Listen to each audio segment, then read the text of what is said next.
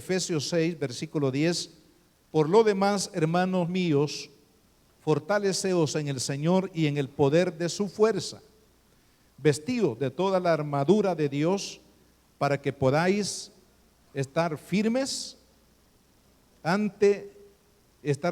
contra las acechanzas del diablo, porque no tenemos lucha contra sangre y carne, sino contra principados, contra potestades, contra los gobernadores de las tinieblas de este siglo, contra huestes espirituales de maldad en las regiones celestes, o sea, en las regiones arriba de nuestra cabeza. Entonces vemos aquí, hermanos, que el apóstol Pablo está enseñando a la iglesia acerca de la realidad de la batalla espiritual que libra a todo cristiano. Y ya vamos a definir lo que es la batalla espiritual.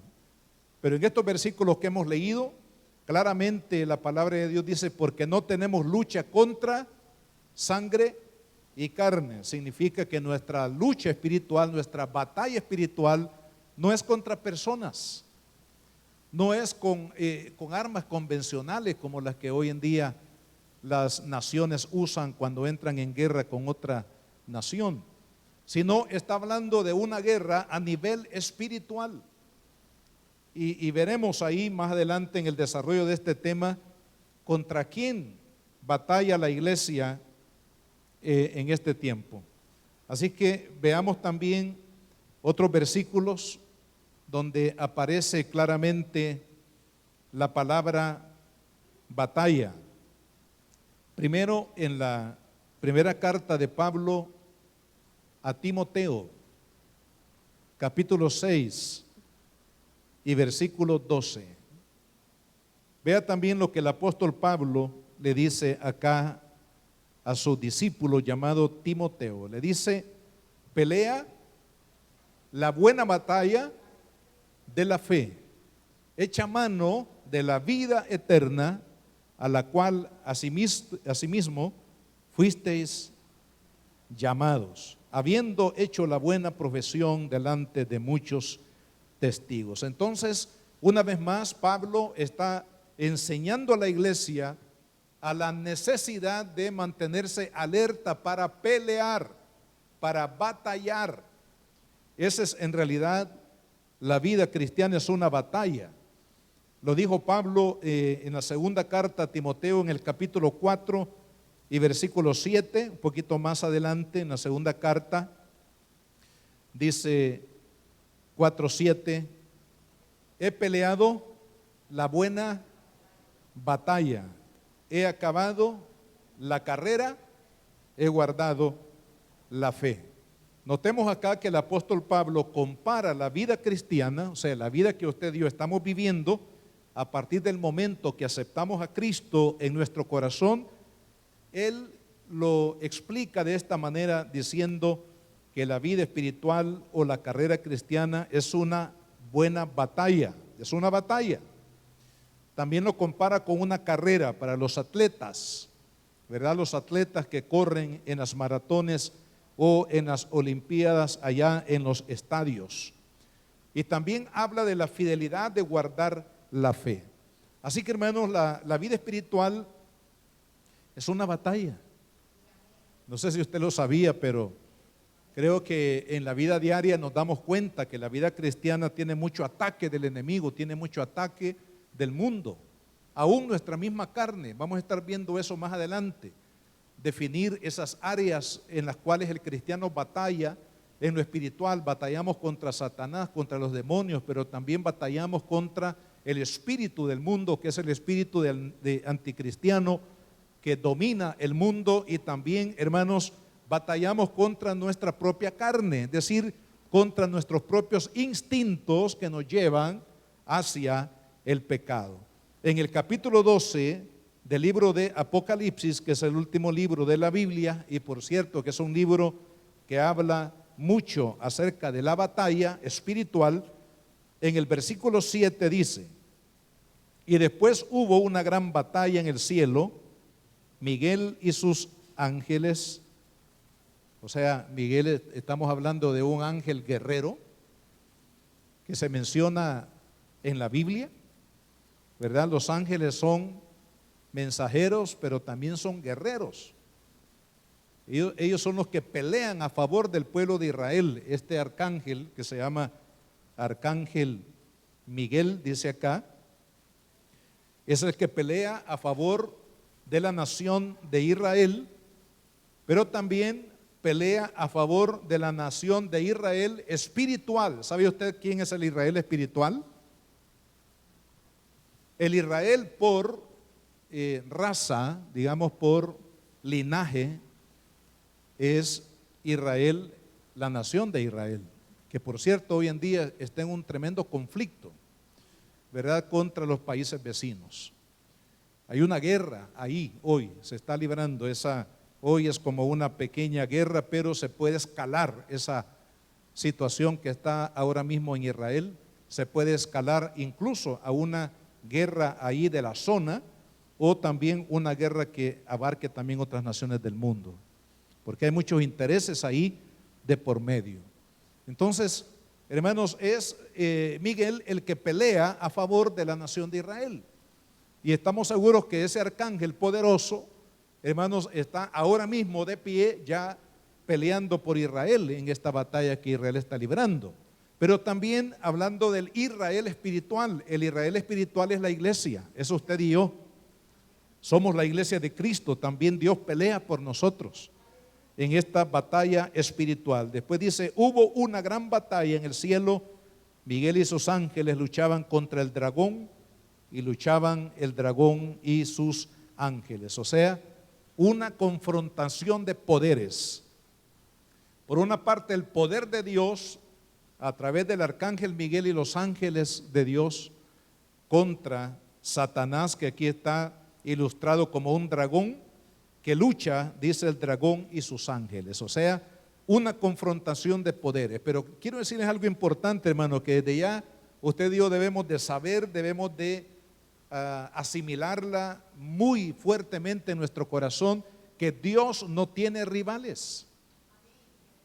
O sea, ninguna persona, ninguna entidad maligna o autoridad humana sobre la faz de la tierra puede ser, hermanos, puede pelear contra Dios, porque Dios es todopoderoso.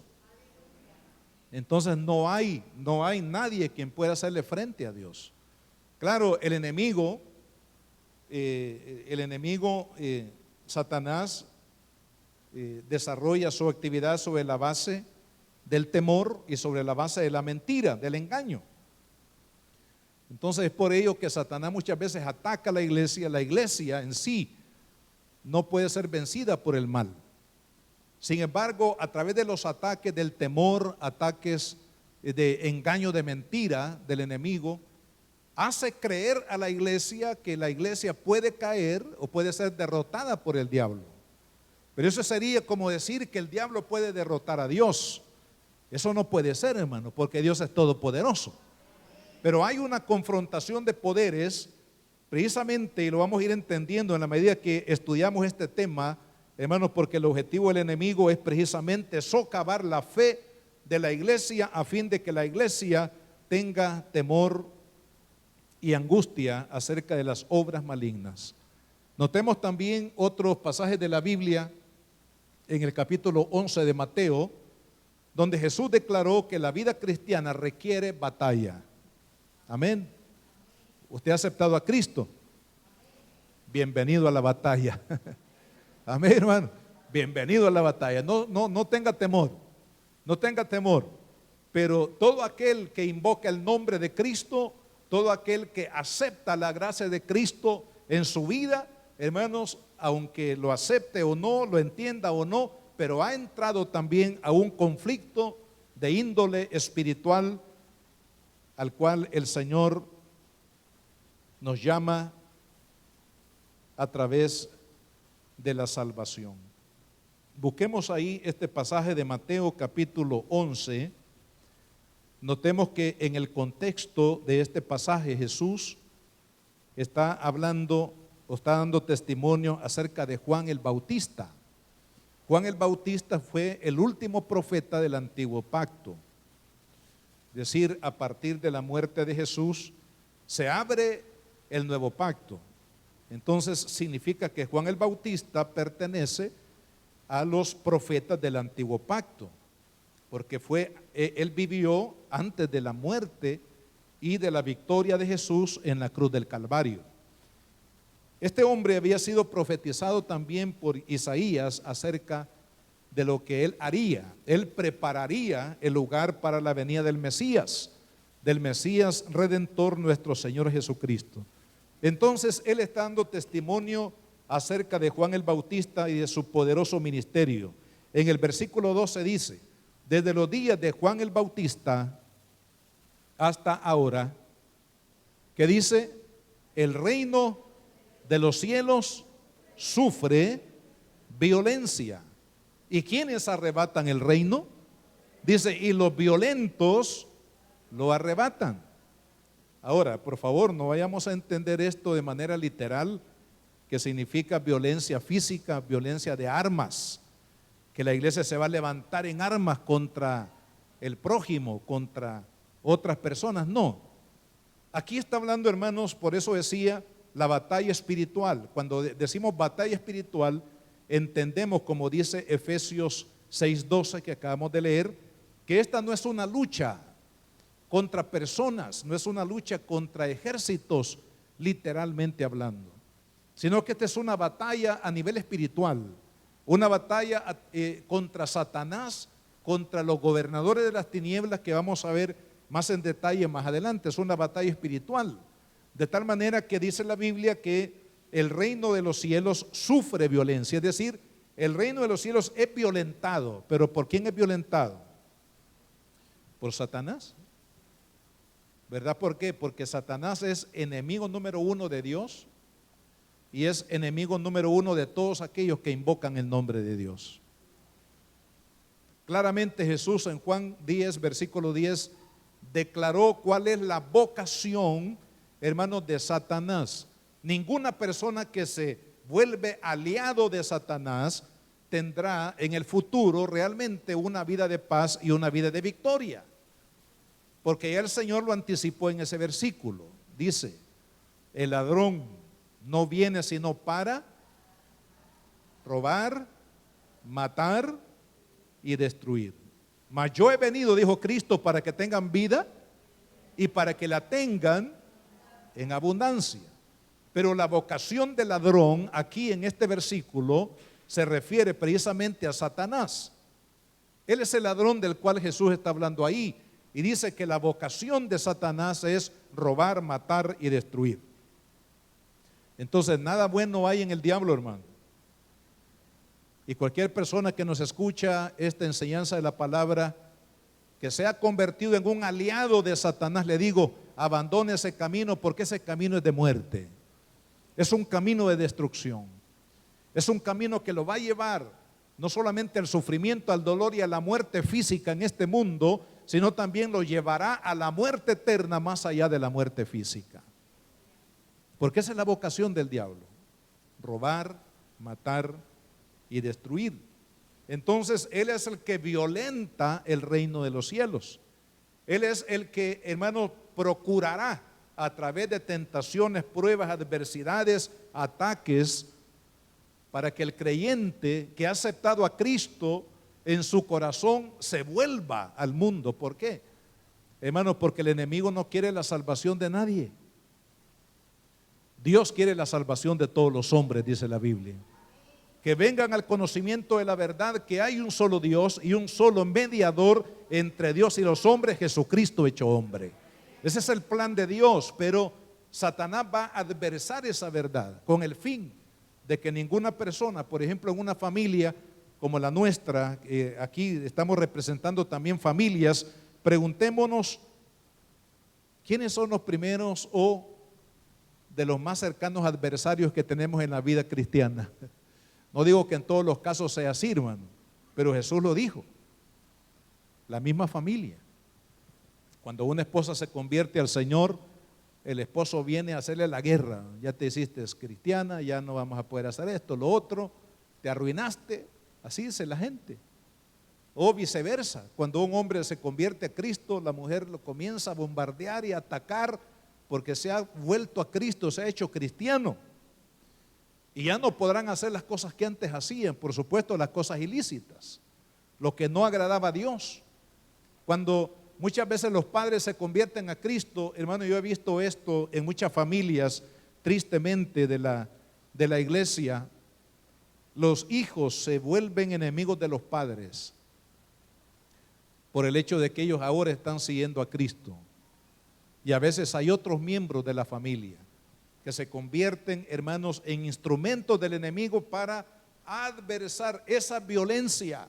Esa es a la que el Señor se refiere, el reino de los cielos. Cuando Cristo viene al corazón, el enemigo va a violentar esa decisión de aceptar a Cristo y comenzará una guerra que vamos a ver más adelante también qué aspectos usa el enemigo en esta guerra espiritual. Ahora, en el versículo 18 de este mismo pasaje de Mateo 11, vea lo que dice: porque vino Juan, hablando de Juan el Bautista, que ni comía ni bebía. ¿Y qué decían de él los fariseos y los judíos no creyentes? Y dicen: demonio tiene. O sea, el mismo pueblo, no todos, pero en su mayoría, atribuyeron, en otras palabras, la misión, el mensaje de Juan el Bautista, se lo atribuyeron a los demonios. Y ese fue uno de los pecados por los cuales, hermano, la nación de Israel fue dispersa en el año 70, en esa invasión romana, donde se dio la famosa diáspora, es decir, Israel fue esparcido por todas las naciones del mundo, precisamente porque atribuyeron las obras de Dios a Satanás. Cuando una persona por ignorancia o por conocimiento de causa le atribuye a Dios o a las cosas de Dios una obra demoníaca, eso es blasfemia contra Dios y blasfemia contra el Espíritu Santo. Pecado, dice la Biblia, que no será perdonado. Ahora, luego dice: vino el Hijo del Hombre, hablando de Jesús. ¿Y qué decían de Jesús? Un hombre comilón y bebedor de vino y amigo de publicanos y de pecadores. O sea, en otras palabras, ni uno ni el otro.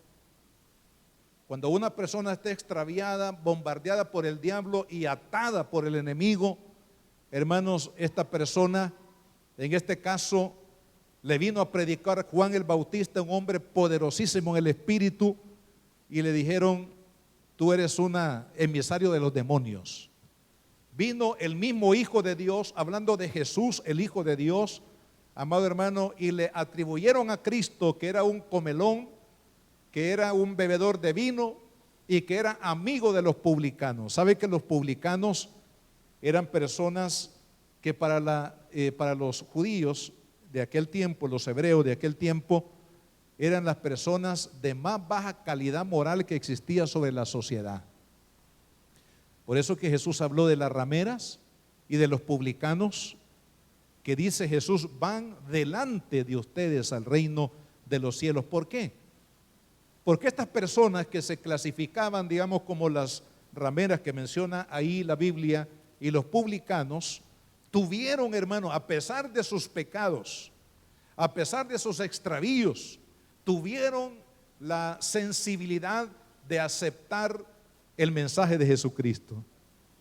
Fueron más sensibles que los mismos líderes religiosos de la época, que se sentían orgullosos por ser sacerdotes o por ser religiosos, pero de las cosas de Dios no había nada en ellos, solamente era religión, era un vestido religioso nada más.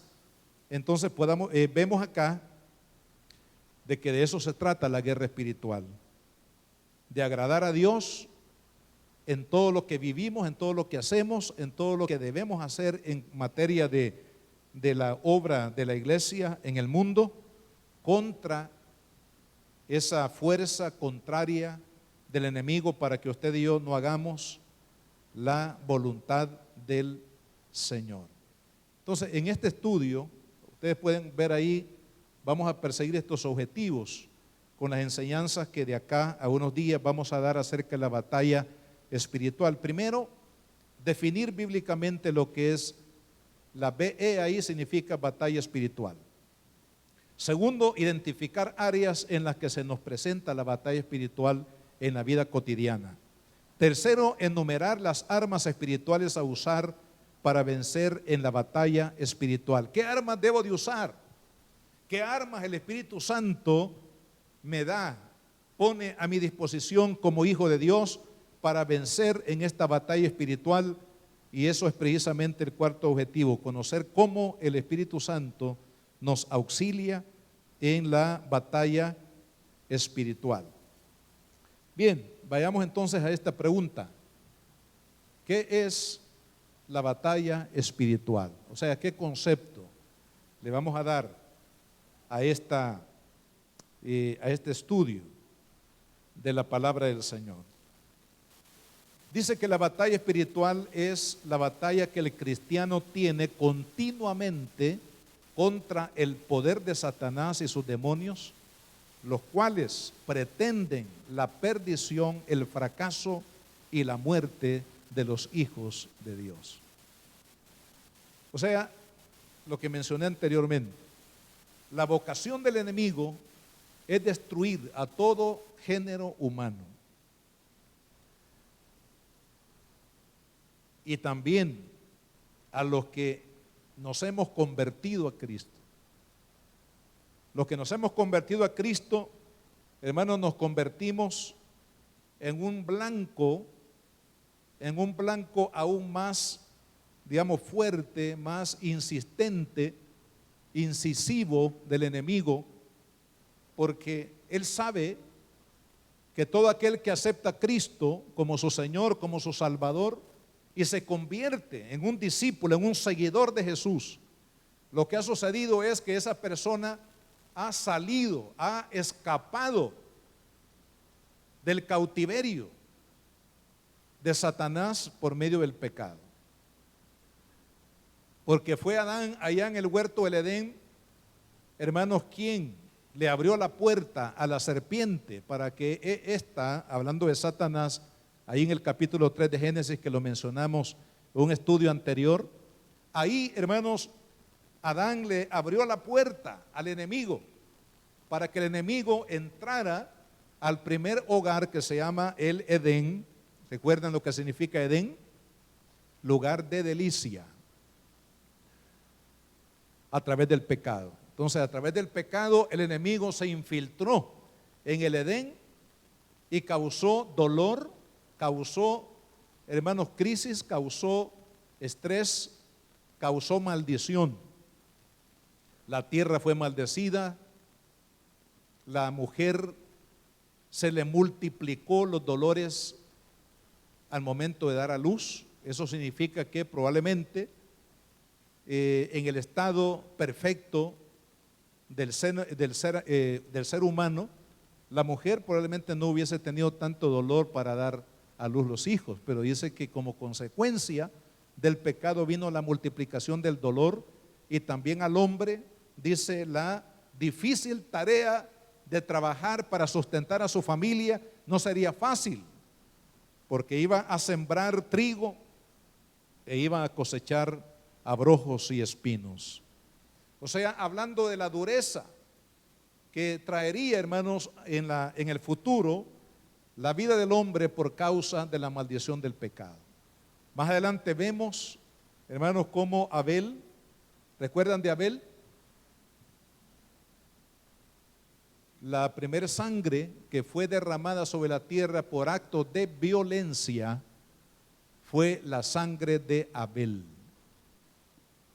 Que aún en el Nuevo Testamento Jesús dijo que la sangre de Abel está clamando, después de miles de años para nosotros, está clamando delante de Dios la justicia contra aquel que derramó la sangre de Abel. O sea, hablando de la justicia de Dios, que en un momento determinado la justicia de Dios alcanza el pecado de la humanidad. Hay personas que hacen toda clase de cosas contra el prójimo y probablemente se puedan librar de alguna situación de cárcel o de alguna condena por su acto. Y creen que todo va bien y que nadie se dio cuenta y que pasó y estoy libre. Pero nadie puede, hermanos, evadir la justicia de Dios. Tarde o temprano la justicia de Dios alcanzará a la persona.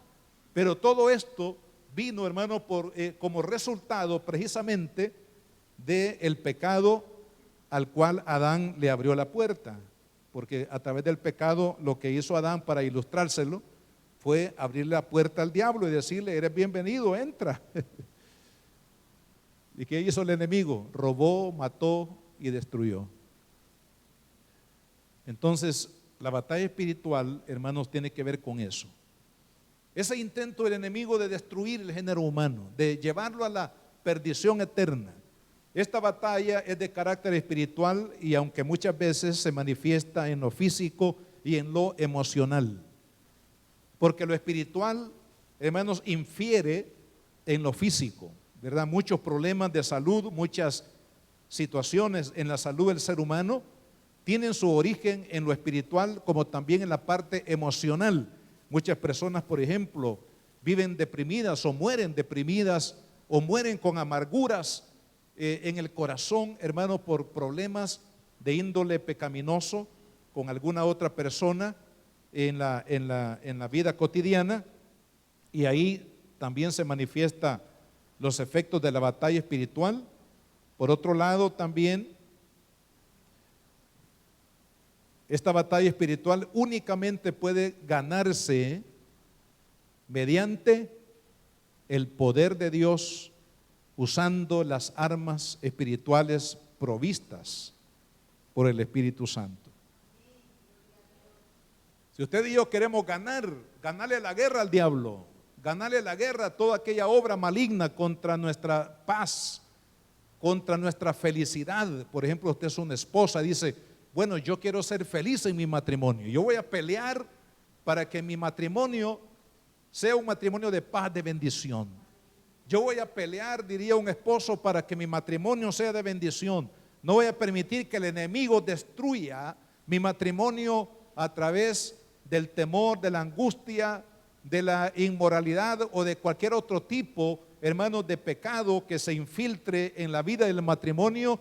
Usted dirá: como padre, yo voy a pelear por mis hijos porque no le voy a permitir al enemigo que haga lo que quiera con mis hijos. Voy a pelear por ellos, gloria al Señor.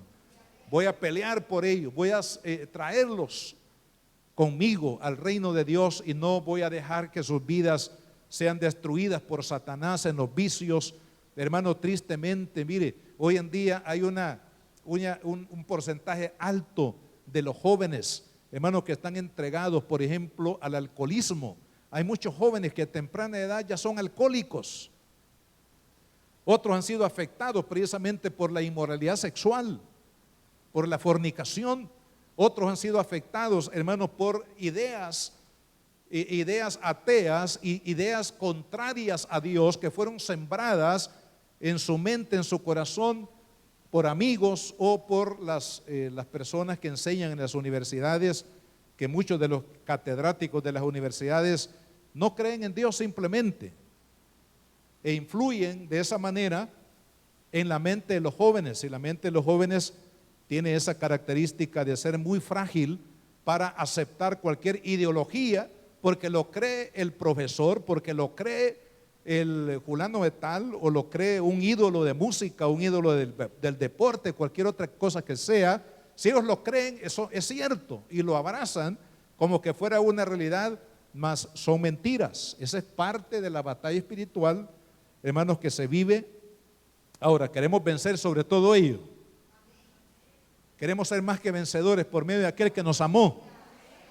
¿Qué tenemos que hacer? Entonces, empoderarnos del Espíritu Santo, como lo hemos visto anteriormente, hermano, empoderarnos de la gloria del Espíritu Santo, descubrir las armas espirituales poderosas en Dios para destruir la fortaleza del enemigo y estar bien en la paz de Dios, bajo la bendición de Dios. Segunda pregunta: ¿contra quién peleamos? Si volvemos aquí a Efesios capítulo 6, versículo 12, lo leo de nuevo, porque no tenemos lucha contra sangre y carne. O sea, esta batalla espiritual no tiene que ver nada con lo físico, material, sino contra principados, contra potestades, contra los gobernadores de las tinieblas de este siglo, contra huestes espirituales de maldad en las regiones celestes. ¿Contra quién luchamos entonces? Con los poderes de las tinieblas. Es decir, que batallamos contra Satanás y sus demonios y contra sus planes malignos de destrucción. Entonces, si es, hermanos, contra una entidad espiritual maligna con cierto grado de poder, por supuesto, más allá del poder que el hombre pueda ostentar, el poder del enemigo es superior, no al de Dios, pero sí al del hombre. Contra él luchamos, contra esta fuerza maligna. Entonces, veamos en número 3, ante la realidad de la batalla espiritual, Dios nos manda. ¿Qué nos manda Dios? Pero esto, hermano, solamente tendrá sentido si usted, por lo que dice la palabra de Dios y nos revela el Espíritu Santo, aceptamos la realidad de que estamos en una batalla espiritual. Porque si usted dice, no creo mucho eso, entonces lo que Dios manda de nada sirve. Lo que voy a mencionar a continuación, hermanos, tendrá sentido y tendrá también poder en nuestra vida espiritual si aceptamos lo que dice la Biblia, que estamos en una batalla espiritual contra Satanás y contra sus planes destructivos sobre nuestra vida. Si eso es así, aceptamos esa realidad de la batalla espiritual en nuestra vida cristiana, entonces el Señor nos manda dos cosas aquí. Primero, ¿qué dice? El versículo 10. Por lo demás, hermanos míos, fortaleceos en el Señor y en el poder de su fuerza. En otras palabras, si nosotros no estamos fuertes en el espíritu, en lo espiritual, el hombre interior, hermanos, nuestra vida interna, que es la vida donde opera el poder de Dios, no está fuerte, no está sólida, vamos a ser presa fácil para las tentaciones y para los planes malignos. Por ello el Señor dice que nos fortalezcamos en Él y en el poder de su fuerza. Y esa palabra poder es la misma palabra que se usa en el Nuevo Testamento para hablar acerca del poder del Espíritu Santo. ¿Recuerdan Hechos 1:8? Recibiréis poder cuando haya venido sobre vosotros el Espíritu Santo. Entonces, el empoderamiento del Espíritu Santo es una exigencia que Cristo hace a la iglesia para permanecer firme y en victoria contra las acechanzas del enemigo. ¿Y cuál es la otra cosa que Dios nos pide o nos manda? Que nos vistamos de la armadura espiritual provista por el Espíritu Santo. ¿Cuál es esa armadura? Ya la vamos a ver en detalle, pero el versículo 11 dice, vestíos, o sea, colocarse sobre la vida de toda la armadura de Dios para que podáis estar firmes contra las acechanzas del diablo. Como estamos en un contexto de guerra, ¿qué pasaría, hermanos, si, digamos, un jefe de un batallón, de un ejército, le dice a sus soldados, vayan a la guerra, pero no les da casco, no les da fusil, no les da unos buenos botas para el camino, no les da provisión, no les da nada? ¿Qué creen ustedes que va a pasar, hermano? Si alguien va a la guerra desprovisto, hermanos, de lo necesario para poder enfrentar al enemigo, se convertirá, como decimos muchas veces, carne de cañón. En otras palabras, pan fácil de comer. ¿Por qué? Porque la persona no está vestida, no está capacitada para enfrentar al enemigo, hermanos, sin las armas espirituales. Trasladémoslo eso al plano espiritual. Si usted quiere, hermanos, vivir una vida de victoria, si usted quiere que el enemigo no gane ventaja en su vida, ¿qué es lo que tenemos que hacer?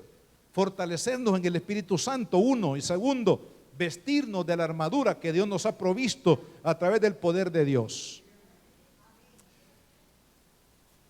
Usted ve aquí algunos, esta es una jerarquía, porque así como hay jerarquías, sabe que la Biblia dice que no hay nada nuevo debajo de la tierra, debajo del sol, en la tierra. Las jerarquías, por ejemplo, militares y de otro tipo de fuerzas beligerantes en el mundo, están relacionadas con las jerarquías espirituales. Entonces, así como hay una jerarquía, por ejemplo, acá citamos en el campo militar, ¿verdad? Yo no sé exactamente, no sé si hay aquí alguien que estuvo en la milicia del ejército, pero entendería que el mayor rango probablemente sea el de un general, el segundo un coronel, un capitán, un teniente, un sargento, ¿verdad? Un cabo y un soldado. O sea, se va escalando en la jerarquía.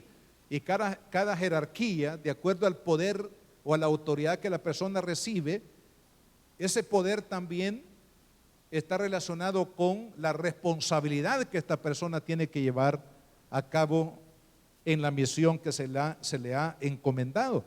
Entonces, hermanos, si hay jerarquías militares, aquí hay una gran revelación de Pablo, que creo, hermanos, que si nosotros en oración le decimos al Señor, Señor, dame revelación para entender esto, Padre, aplicarlo a mi vida, para que el enemigo no gane ninguna ventaja en mi vida, ni en mi familia, ni en la iglesia. Señor, revélame, porque esta es una revelación del Espíritu. El Señor revela en esta porción de la Escritura una jerarquía, hermanos, del ámbito demoníaco, principados, demonios asignados a regiones del mundo, potestades, demonios asignados a naciones, gobernadores, demonios asignados a áreas específicas de operación diabólica, por ejemplo, idolatría, inmoralidad sexual, ateísmo. Son gobernadores espirituales los que gobiernan todo este tipo de operaciones demoníacas. Huestes, las huestes son como los soldados, el soldado raso que le llamamos, que está a la orden. Estos soldados están a la orden, hermanos, de toda aquella asignación que los principados, las potestades y los gobernadores de las tinieblas, hermanos, en sus operaciones diabólicas van a realizar. Necesitan personal para llevar a cabo todas estas cosas que espiritualmente se dan. Ahora, ¿quiénes son los que van a ser asignados a estas misiones de los principados, potestades y gobernadores de las tinieblas? Los demonios. Por eso, hermanos, hay tantos demonios, son millones de demonios que hay en el reino del enemigo. Y usted se preguntará, ¿quiénes son los demonios? ¿De dónde salieron? Hay tantas formas o explicaciones que se ha dado a esto, y algunas cosas diría que un poco exagerado, ¿verdad? Pero lo que más es correcto en la interpretación de los demonios son los ángeles que Satanás arrastró en su rebelión. ¿Para qué le vamos a buscar, digamos, otra explicación que demasiado forzosa para la interpretación bíblica? Sencillamente los demonios, hermanos, son los ángeles que Satanás arrastró en su rebelión, porque fue Satanás quien se rebeló. Usted debe de leer, por ejemplo, Isaías capítulo 14, y ahí hay parte de la revelación de ese momento de rebelión de Satanás. Acabamos de leer el capítulo 12 también, el capítulo 12 de Apocalipsis, que habla de esa rebelión del dragón que arrastró, ¿verdad? La tercera parte, dice, los ángeles del cielo con su rebelión. Esos son los demonios. El poder del enemigo opera, hermanos, a través de estos emisarios del infierno. Y por supuesto que ningún demonio tiene una tarea buena. Todos están involucrados en tareas destructivas y perjudiciales para la vida del hombre. Entonces, peleamos contra principados, contra potestades, contra gobernadores y contra huestes de maldad. Estaba leyendo ahí, por ejemplo, que una legión romana, hablando de la estructura organizacional del ejército romano, contaba con 5,000 a 6,000 soldados. Claro, estos soldados estaban organizados y cada uno de esa organización tenía un asignado que tenía menos autoridad que el que dirigía la legión. Eso puede ilustrarnos lo que el apóstol Pablo, porque esto fue tomado como un ejemplo de lo que Pablo vio en la operación militar de Roma, cómo se comportaba el militarismo romano, y de ahí se extrae esta ilustración para entender lo que también sucede en el ámbito espiritual. De tal manera que así como una legión estaba organizada con todos aquellos que recibían autoridad dependiendo del número de soldados, por ejemplo el centurión era un jefe militar que tenía a su cargo 100 hombres. De ahí viene la palabra centurión. Y esto es la estructura del ejército romano. Lo que quería decirles es que 5,000 a 6,000 soldados, una legión. ¿Usted recuerda aquel hombre de Gadara que el Señor lo liberó? ¿Cuántos demonios tenía este hombre? Porque él dijo, legión me llamo. O sea, cuando él menciona la palabra legión me llamo, significa que 5,000 o 6,000 demonios estaban, hermanos, incrustados en su alma. De ahí que podemos entender por qué este hombre, este endemoniado de Gadara, o el gadareno como lo conocemos, hermanos, estaba en una vida tan infeliz, una vida tan atrofiada, precisamente porque los demonios estaban dominando prácticamente todas las facultades espirituales, las emocionales, la física, intelectual, todo su ser estaba siendo controlado por el enemigo. Entonces, hermanos, ¿qué nos dice la palabra de Dios? Vestíos. Primero dice, fortaleceos en el poder de Dios. Fortaleceos en el poder del Espíritu Santo. Amado hermano, el que nos alista para la guerra se llama Espíritu Santo.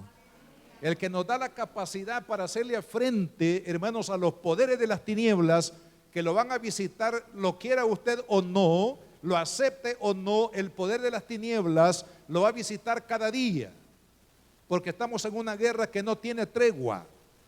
No hay pacto de paz en la guerra espiritual como lo hay en las guerras convencionales. Estamos en una guerra espiritual continua.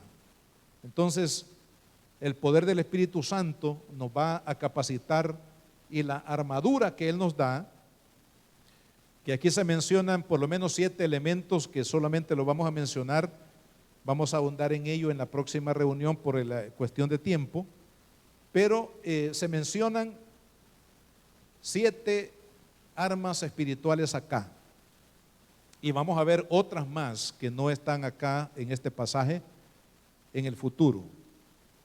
Primero está el cinto de la verdad. Era un cinturón acá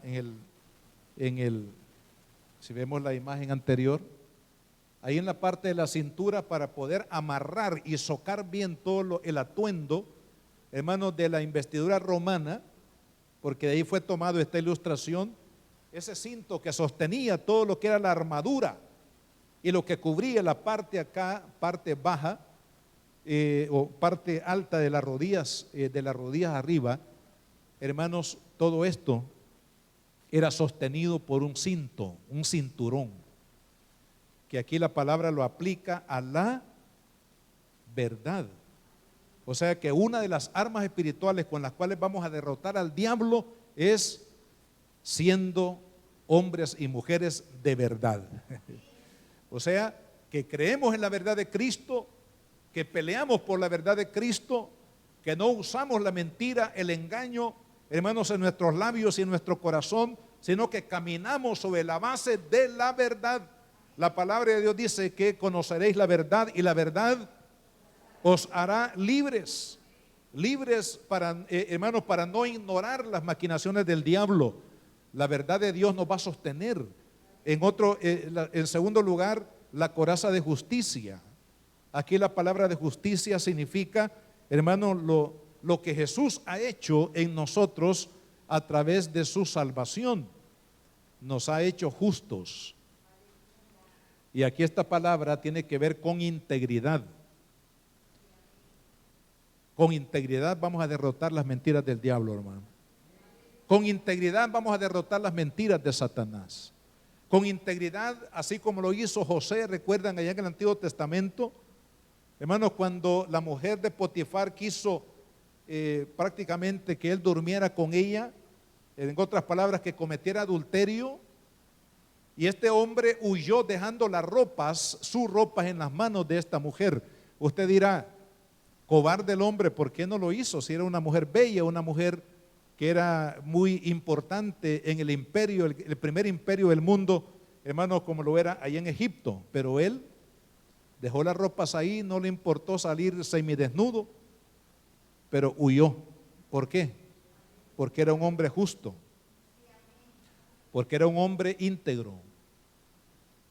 La integridad, hermanos, hará que usted y yo nos sostengamos en todas las cosas que hagamos.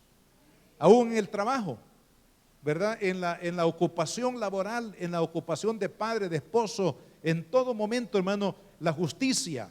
Esta es un arma poderosa contra el poder de las tinieblas. La verdad, la justicia. Luego habla del calzado del evangelio. Usted sabe que el calzado ayudaba para que el soldado pudiese tener resistencia, seguridad y poder, hermanos, plantarse ante el enemigo. El zapato era importante, porque imagínese usted un soldado sin zapatos. ¿Cómo iba a poder soportar los problemas, la adversidad que hay en el territorio de la batalla? Ese calzado es el evangelio. ¿Qué significa? Hermanos, que usted y yo tenemos que, tenemos que conocer el evangelio, tenemos que amar el evangelio, tenemos que predicar el evangelio, porque dijo el apóstol Pablo una verdad tremenda en la carta a los Romanos capítulo 1 versículo 16. Él dijo, porque no me avergüenzo del evangelio, porque es poder de Dios para salvación a todo aquel que cree. Gloria al Señor. Entonces la palabra del evangelio de Cristo, hermanos, tiene poder.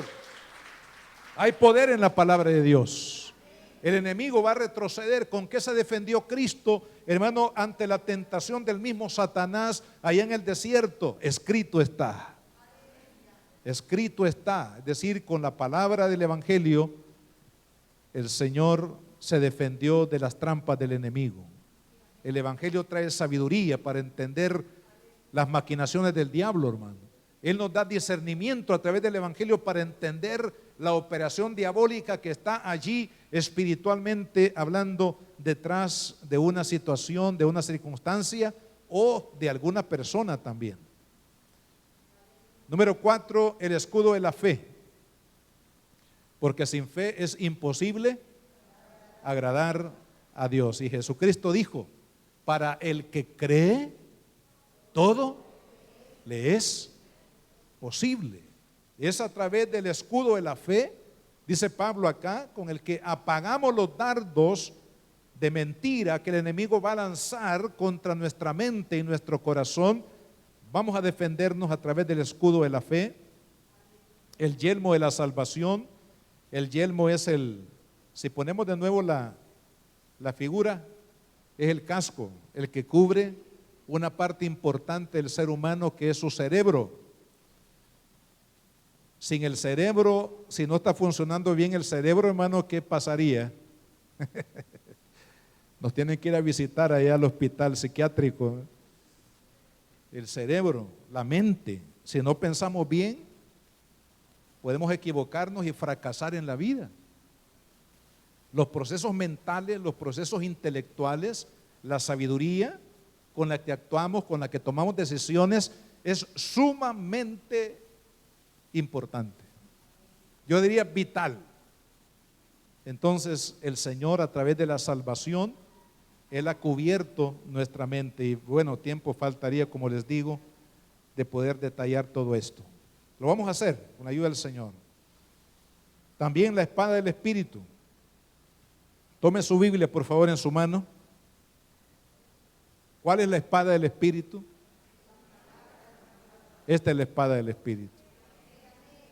Entonces quiere decir de que usted y yo tenemos que leerla, tenemos que meditarla, tenemos que creerla, tenemos que aplicarla a nuestra vida y tenemos también que enseñarla. Porque cuando enseñamos la palabra de Dios, hermanos, Jesús a través de su palabra se defendió y ministró. Muchas veces dice que con la palabra echó fuera a los demonios, con la palabra sanó a los enfermos, con la palabra Él hizo muchos milagros porque hay poder en la palabra del Señor. No subestimemos la Biblia, hermano. Mire, tengamos cuidado porque muchos de los que estamos aquí hemos nacido en hogares cristianos y hemos visto la Biblia ahí por años.